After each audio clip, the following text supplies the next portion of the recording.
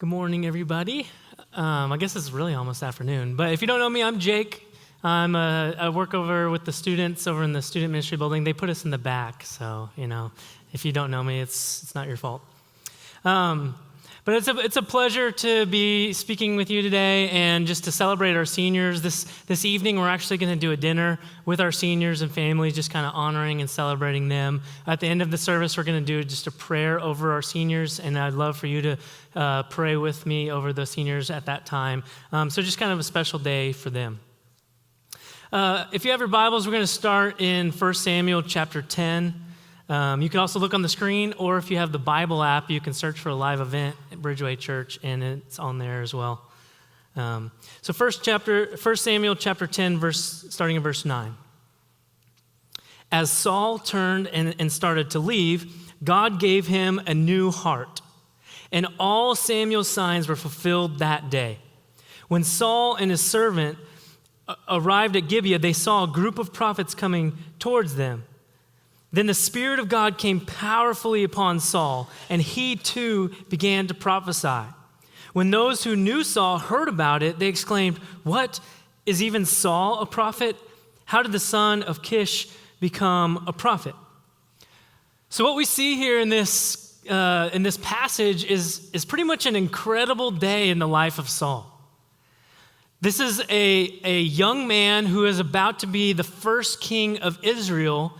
And I would have been just so thankful to have a day like that to kind of kick off my inauguration. The Spirit of God came powerfully down upon Saul. He's proclaiming God to everybody knows, just publicly in a passionate way. And like if I'm Israel, I'm super psyched up that this is about to be my king. Quick backstory on this. The Israelites have been 350 years removed from their Egyptian slavery. And God miraculously, like in an incredible way, brought them out of that. The Red Sea parted and all that fun stuff happened. And they were brought into the Promised Land. Well, so for 350 years, God has been their leader. God has been their king. They haven't had a king. And so all of a sudden, the Israelites ask God for a king, and it's pretty much a slight at God. Like, God, I know you've been doing a good job and all, but we prefer like the human version of a king. Like it's really a rejection of God. But God goes ahead and he gives them this king, and he chooses Saul. And Saul is an interesting choice because Saul is from the tribe of Benjamin, which if you're not like a doctorate in Israel and Hebrew history, the tribe of Benjamin was actually the smallest tribe of the 12, and his family, Saul's family, was the least important of that tribe. So you can kind of see what God is doing here, right? They asked him for a king, but he's going to give them, he wants to put somebody in there who's humble, who comes from this place, like a low place. He really wants somebody who's going to listen to him and follow him and trust in him, because he's handing over the keys to the kingdom of Israel to this man. There's a lot of power that comes with that. So if you were going to meet Saul for the first time and it was on this day, you are psyched about what God is doing as far as putting a leader in place for Israel.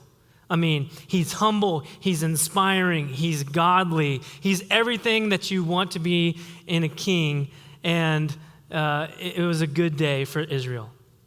However, that moment is very short-lived because that was probably the last day that Saul obeyed God. Just that. From that day forward, he reigned for 42 years, and he was very selfish. He made lots of really poor choices. He didn't listen to God, even though he had the Spirit of God in him. And that actually led God to remove his Spirit from Saul at a certain point. It'd be like, you're not even using this anyways. You're not listening to me anyways. You're not following me anyways. So he went ahead and took it away from Saul. And the sad part about it is, it started off so great, right? That one great moment was really all Saul had to show for his entire reign as king, and it ended up just kind of being an aberration in his life. Switching gears, I'm a student minister. I've been a student minister for 10 years, which means I'm really old. And you may not think that, but look, 10 years working with teens makes you really old. I'm actually surprised that I have hair and it's not completely gray, because it's like running back years in football working with teens, if you know what I'm talking about. But working with teens, you learn a lot about them. You have to, because, they're strange and do weird things. So you want to learn about them and figure this out. And so this generation, anybody born after 1981 is considered Generation Y or a millennial. And I'm sure they'll come up with a new one down the road, Generation X and baby boomers. So Generation Y. And there's kind of three things that encompass Generation Y. For instance, they love technology. And if you think about it, their entire lives have been surrounded by technology. They've never known a day without the internet. They've always had cameras with screens. You didn't have to look through the little thing and take pictures. And they've always had phones that are pretty much more like computers than phones. So, the idea of a phone is different from them than from my grandma, who just uses it to call people. Another interesting thing about the millennial generation is that research shows that they're really good at multitasking. Give them more than one thing to do, and they do it. And that's actually really surprising to me, because I've spoken to many of their parents, and they pretty much tell me they don't do anything. So, interesting research, questionable. But the one thing I want to focus on is that millennials are really the most cause-driven generation, maybe in history of the world. And that's pretty much, I want to say, that's a credit to the generations that have come before them, because you guys have instilled this passion to want to serve and to help others who are not in the place where the rest of everybody else is in. They want to reach out and help people, and that's a credit to our previous generation. But the millennials have really taken that, by the horn. Just think about the hundreds of movements, and I just want to talk about 4 real quick. In 2013, over 500 high schools decided they were going to go the entire day without wearing shoes to raise awareness for the children who live without shoes, and the Tom Shoes campaign. If you've ever bought Tom Shoes, you buy a pair and they buy an extra pair of shoes for a kid in another country. Or you have Habitat for Humanity, which has really been around for 30 years. But last year alone, 1.8 million people last year were served, whether that was building them a house or doing house repairs, in some way trying to improve their housing situation. There's something called the End It movement. And back in 2013, college students were able to raise, from around the world, college students raised $3 million to support the End It movement, which is an incredible movement basically to end human trafficking in the world, just raising awareness for that. Now, I lived in Edmond, Oklahoma, and my students probably know this story about the high schools there. There are 3 high schools in Edmond, and they, for years, maybe 25, 30 years, have all come together to raise money to help somebody or some organization. It started out with $5,000 being raised. Well, last year, it's kind of grown through the years. Last year, sorry about that, they raised money for Angels Foster Family Network, so foster care network. And for this organization, 3 high schools are able to raise $701,000, I think. Just think about that, high school students. This is fully run by the students. This isn't adult help. Obviously they get adults to help, to donate. But it was awesome being a student minister in that time, in Oklahoma. I was a student minister there for 6 years before I was here. And to see my students participating in that, this is a generation that's literally moving on behalf of the world, of other people. One of the leaders of one of these organizations was interviewed recently about, what did you think about your year? What did you think about all the accomplishments that you had this year? And he was kept anonymous, but this is what one of these leaders said. He said, "Have you accomplished everything you set out for?" He says, "Well, no. Don't get me wrong, we've had a ton of great moments we've been waiting a long time to see. But that can't be it. If we're going to change the world, we have to go beyond moments. We need a movement. And that's a much harder thing to accomplish. So this is pretty fascinating to me because obviously there's some really, really great work being done by these organizations. But for this gentleman, he wasn't satisfied. Why? Well, it's because there's a huge difference between a moment and a movement. We've probably experienced some of what he's talking about. I mean, we get involved in stuff. We help our community by serving them. Maybe you've given to an organization that you really want to support. Maybe you've done a run or a bike ride for awareness for a cause. Maybe you've done a short-term mission trip. You know, there's all these moments that are pretty incredible, honestly, if you ask me. I mean, I love being a part of some of these things. And sometimes they can even be life-changing moments, and they're good.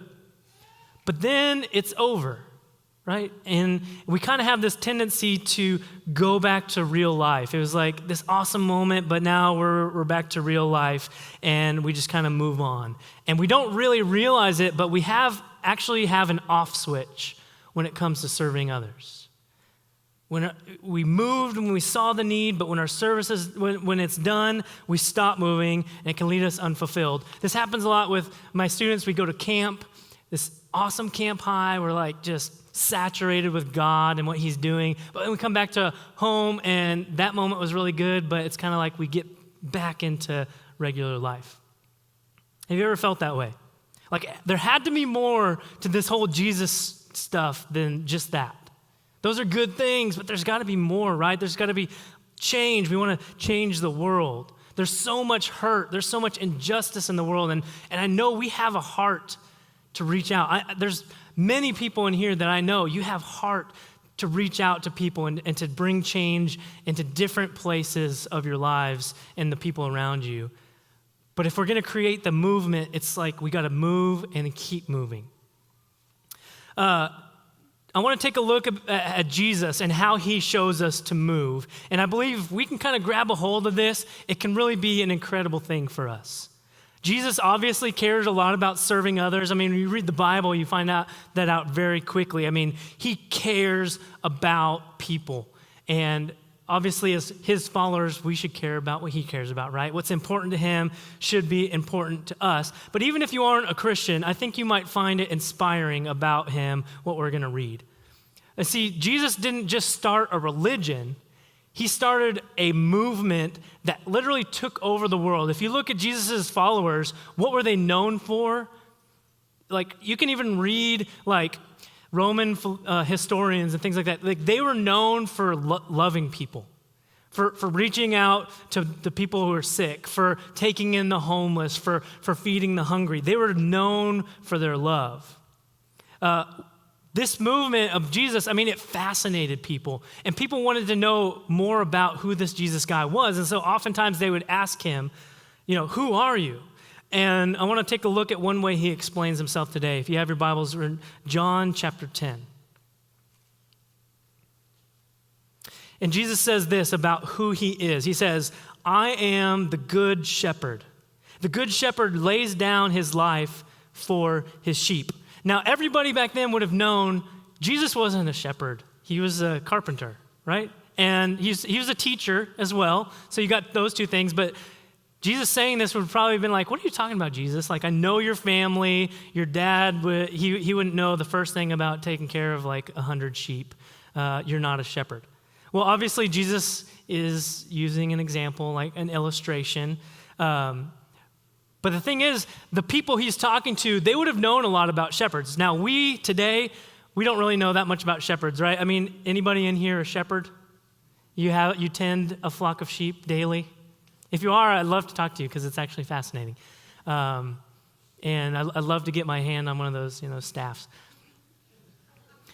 But Jesus knew, hey, they would have known what a good shepherd is. What is a good shepherd? A good shepherd is somebody who's like 100% invested in his flock.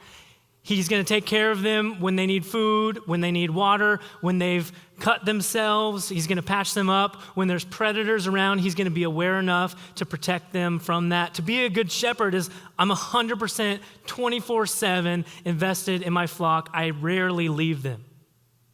So that's how Jesus felt about people. That's what he wanted to get across. When he looked at people, he was 100% committed, no matter the cost. He was going to serve somebody 100% of the time. From the beginning of his ministry to his death, he was always locked in looking to serve people. He goes on to say this in verse 14. I am the good shepherd. I know my sheep. My sheep know me, just as the Father knows me, and I know the Father. And I lay my life down for the sheep. It's cool that every time Jesus encountered somebody, he didn't just serve them, he laid down his life for them. If you think about encountering lepers, physically touching them to heal them, risking disease himself. If you think about him conversing with tax collectors and prostitutes, trying to show them God's love, he's sacrificing his own image amongst the people. He's denying himself. When you think about protecting the widows and orphans and people he helped, that's like a lot of emotional stuff that's got to come up. You don't just like, hey, you're an orphan, let me pray for you and move on. No, it's like an investment. It's walking through life with somebody who's lost an incredible amount, an incredible person in their life. Jesus was all about serving others and putting others before himself, even the people that probably should have been serving him, right? Like he's God. He's got the power. They should be serving him, and that's not how he saw it, which is just incredible about Jesus. So my question is, do we do that? Do we put others before ourselves? I think it's easy when we have kids or family. Like I put my son before myself all the time because otherwise there's no way I'm like wiping his diaper, or like I'm not going to do that. That's gross. But it's easy for me when I'm thinking of my child about putting him before me, but think about strangers. I think it's pretty rare that we put strangers in front of us, before us. To stop and take time to help somebody change a tire when you don't even know them and you're going to be late for work. To get to know your neighbors just even when it's awkward because there could be an opportunity to serve them. Overlooking an offense when somebody cuts you off in traffic. Or, how about actually putting somebody else's kids above my own kids? Like, in America, you don't talk about my kids. Like, it's my baby. Like, the idea of anybody else being more important than our children is almost sometimes hard for us to grasp. And yet, Jesus did this. He put everybody else before himself and what was important to him. About 5 years ago, my wife was driving. She's going to hate me for telling you this. And it was pouring down rain, and she hit a puddle, and her car just died. And actually what happened is a rod went through the side of her engine. Anyways, it was messed up. But she called me, and the hero husband, I'm going to go to the rescue. And so I show up. It's pouring rain. She's in 1.5 foot deep water. And so I roll my pants up, and I'm trying to push. And I'm not going anywhere. And the next thing I know, the car starts moving. And I look beside me, and there's this guy who's jumped out of his car. He's got slacks on. He's rolled up his slacks. He's taken off his shoes. He took off his collared shirt and is just in an undershirt and is pushing with me. And we get the car moved. And to me, that was amazing because this guy didn't know me. He probably was headed to work and he sacrificed his hairdo and his slacks. He still got drenched. I mean, there's no saving that day. But it was just a complete stranger, and he showed the love of Christ to us. And that's what Jesus did all the time. If you think about what Jesus did, he gave up his entire profession of carpentry to go serve people, right? He gave it all up. I mean, I know people who I try to have coffee with, and they're too busy for me to even have coffee with. Sometimes I'm the same way. Jesus was like, hey, I'm quitting my job, and let's go do coffee. Let's go do ministry. Jesus, he would stop to talk to beggars whenever other people would pass. He literally laid down his life for other people. Would we even be willing to lay down one day for somebody else, an important day? I mean, think like a birthday. Everybody's supposed to be looking at me. Would I be willing to lay down an important day for me for somebody else? When you look at Jesus, He laid down all of his days for us. For Jesus, serving was not just an event, it was a way of life. Are we sure we want to follow that kind of a guy? It's asking a lot, right? Jesus basically placed his identity in serving. They asked who he is. I am a shepherd.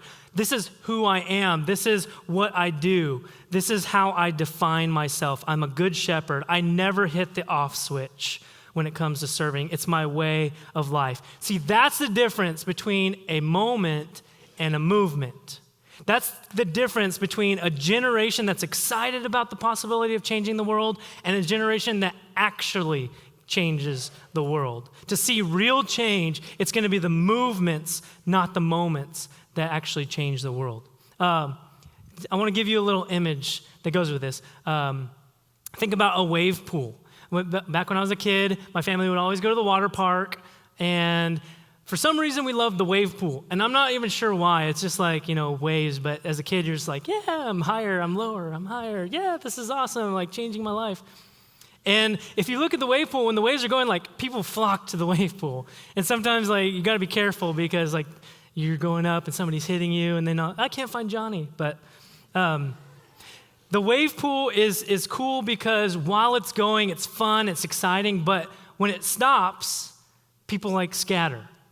It's like over. It's almost like the most boring place in the water park when the waves stop. And I think sometimes doing service to others can kind of be like that, kind of be the wave pool. We ride it out while it's exciting, but as soon as the excitement is over, or as soon as it gets hard, or as soon as it costs more than we're willing to give up, we move on to something else. Don't get me wrong. I'm not here trying to tell you that those moments are bad, that service in small doses is bad. But what I'm trying to say is, what happens when it's over? Is it like we did our part, we checked our card, we got the punch, and we're moving on? Because that's not how Jesus lived. For Jesus, service was more like the ocean. If you've been to the ocean, you know their waves come in different sizes. Maybe they're small, maybe they're big, but they're constantly coming, right?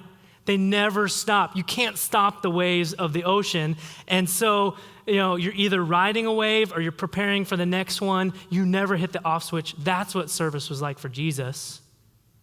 It was even if it's inconvenient, even if I'm tired of it, even if I don't want to help this person, he's always looking for the opportunities and he's always serving in every situation. That's what it really means to deny yourself, pick up your cross, and follow him. It's joining in the movement of Jesus and not just a moment.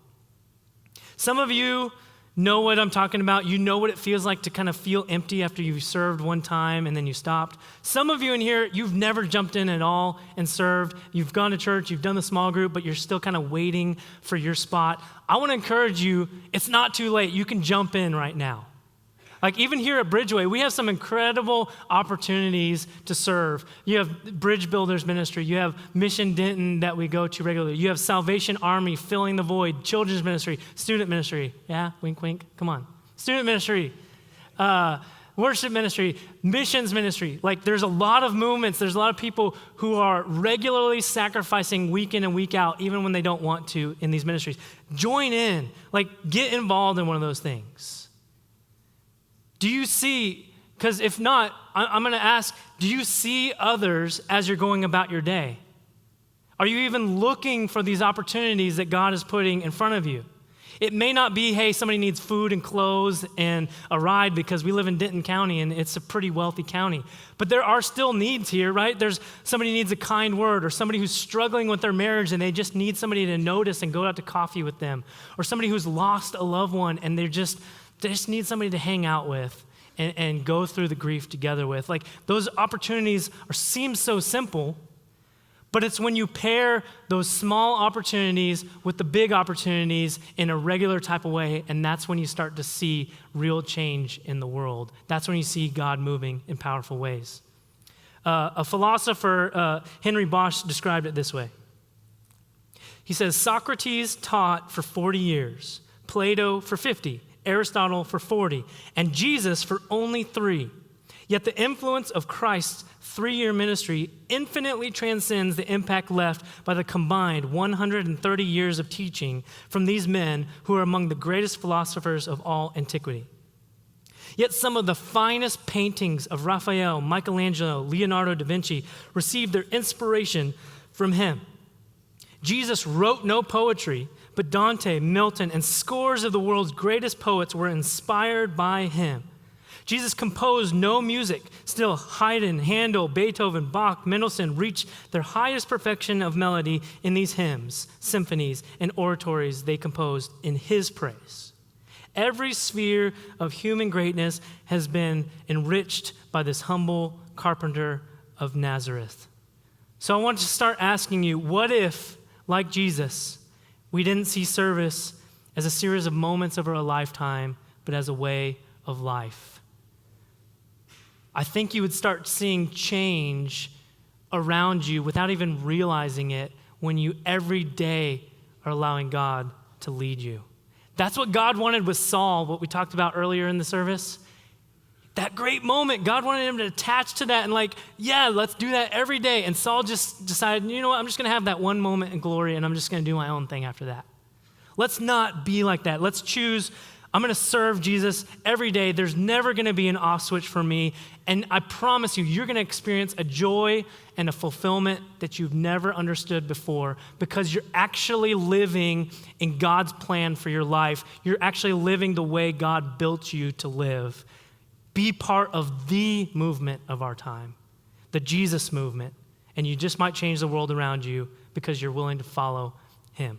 Will you pray with me?